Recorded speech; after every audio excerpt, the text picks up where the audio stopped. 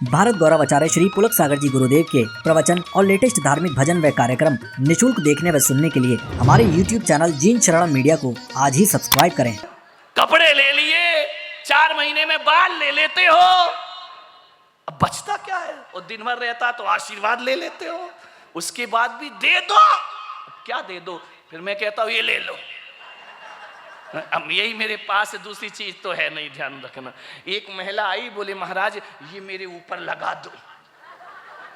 मैंने कहा कमाल यार, मैं 25 साल होने जा रहे हैं मुझे। मैंने कहा ये ऊपर क्यों लगा दो? अरे बोले लगा दो आशीर्वाद। अरे तो मैंने कहा आशीर्वाद इधर से मिलेगा या इधर से मिलेगा? बोले वो वाला नहीं, ये वाला। आदमी समझता ये वाला आशीर्वाद VIP दुकान लगा रखी। एक आए, बोले महाराज अच्छा वाला आशीर्वाद दे दो। तो मैंने कहा यार मेरे पास बुरा वाला भी है क्या? आशीर्वाद तो आशीर्वाद होता, क्या अच्छा क्या बुरा? बोले नहीं अच्छा वाला दे दो। अरे तो मैंने कहा मैं दुकान खोल के थोड़ी बैठा हूं। वो आई, बोले ये मेरे सिर पे लगा दो। मैंने कहा क्यों लगा दो? बोले आशीर्वाद है। आज तक मुझे ये बात समझ में नहीं आई, आज तक मेरे दिमाग में नहीं आई कि ये आचार्य ने मुझे काय के लिए दिए। मेरे गुरु ने जब मुझे दीक्षा दी, आचार्य पुष्पदंत सागर महाराज ने, तो मुझे ये पिच्छी इसलिए दी थी कि बेटा जहां बैठना तो जीव जंतुओं को हटा के अहिंसा का ध्यान रखते हुए बैठना। अब ये उपकरण जो है पिच्छी का, वो बैठने के लिए है कि इसको हटा के, जीव हटा के आप इसमें बैठना। आप कहते हमारे सिर पे लगा दो, अब तुम्हारे सिर पे तो हमको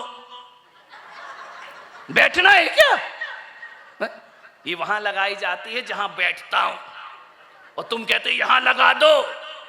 मैंने कहा वाह, इतनी बड़ी पद्मावती बन गई कि पारसनाथ को सिर पे बिठाएगी। मान्यवर ध्यान रखिए, ये आशीर्वाद का उपकरण नहीं है, ये तो जीव रक्षा का उपकरण है, संयम का। आशीर्वाद मोर पंखों से थोड़ी मिलता है मेरे भाई, आशीर्वाद तो हृदय से मिला करता है, हाथ से मिला करता है। हाथ उठा दिया, हो गया आशीर्वाद। आशीर्वाद क्या होता है?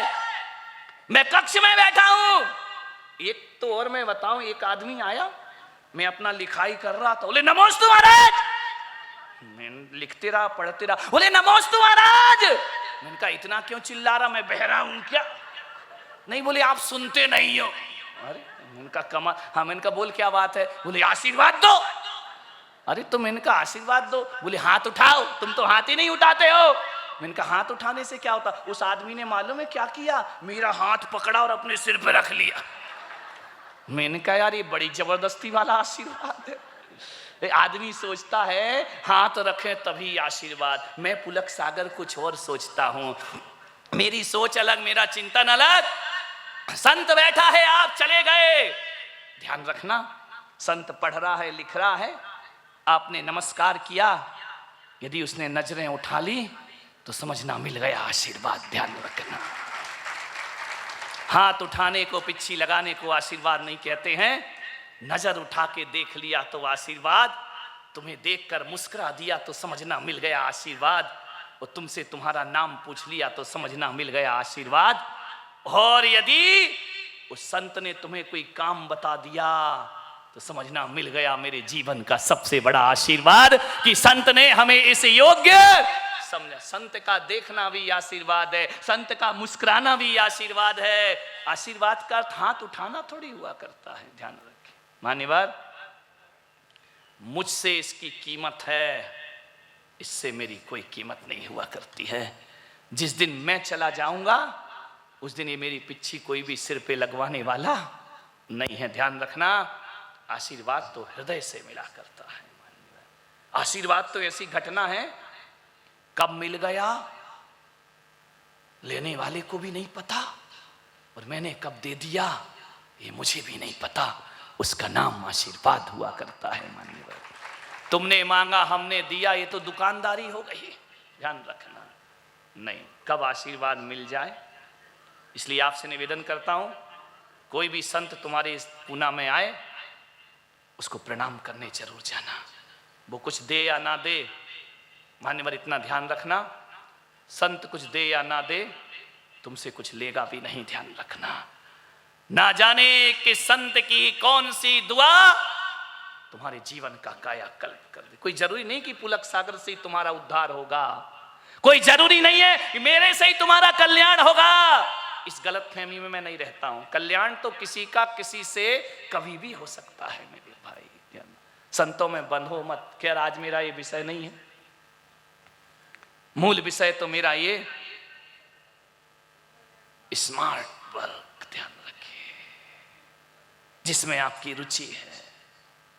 कोई मुझसे बोले कि विद्यासागर जी बन जाओ, हार्ड वर्क, अपने बस की बात नहीं। वो बने हैं, उनको प्रणाम है, उनको नमस्कार है, वो उनके लिए तो स्मार्ट वर्क होगा। लेकिन मेरे लिए जिस आदमी, ध्यान रखना, स्मार्ट वर्क और हार्ड वर्क क्या होता है?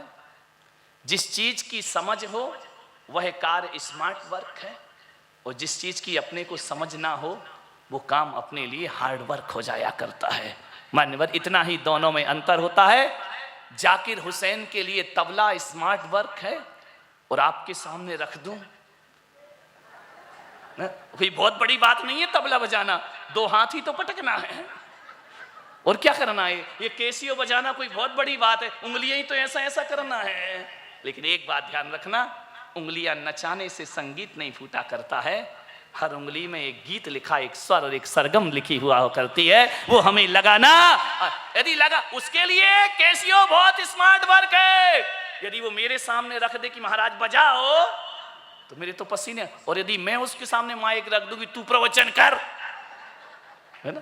ध्यान रखना, कोई जरूरी नहीं है कि जो सब कर रहे हैं वो अपन कर सके। ध्यान रखिए, बच्चों को जीवन में सफल होना है, स्मार्ट वर्क करिए। स्मार्ट वर्क से सफलता मिलेगी।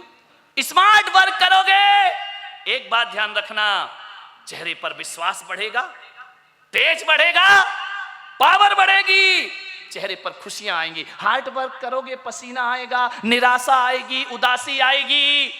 महिलाएं बैठी हैं, किसी को रोटी बहुत स्मार्ट वर्क होगा बनाना, किसी को चावल बनाना, किसी को पकौड़े बनाना, किसी को समोसे बनाना। एक चीज सबको थोड़ी आ सकती है, ध्यान रखिए।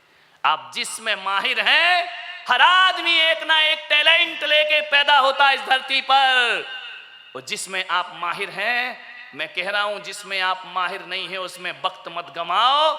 जो आपको परमात्मा से गॉड गिफ्ट मिला है उसकी ओर आगे बढ़ो, सफलताएं तुम्हारे कदम चूमे। क्या दिक्कत? आप तो बच्चों ने सोच रखा है पढ़ेंगे लिखेंगे नहीं तो कुछ नहीं होगा। ऐसा नहीं है भाई, पढ़ाई जरूरी है, मेहनत जरूरी है, लेकिन अपना टैलेंट भी देखना। क्या दिक्कत है? आप जितना पढ़ लिख के इंजीनियर डॉक्टर बन के नहीं कमा पाओगे, उससे ज्यादा तबला बजाने वाला जाकिर हुसैन कमा लिया करता है। एक बात ध्यान रखिए, पैसा नहीं कम, पैसा तो कोई भी कमा लेता है। मान्यवर, अपनी योग्यता के अनुसार काम करिए, जीवन में सफलताएं जरूर बढ़ेंगी। कोई साधु सोच ले कि मेरे जैसा प्रवचन करे और वो नकल करने लगे तो सफल होने वाला नहीं है, और मैं सोच लूं कि मैं उनकी तपस्या की नकल करने लगूं तो ये पुलक सागर भी सफल होने वाला नहीं। सबके अपने अपने सोच होती, अपना अपना टैलेंट होता है।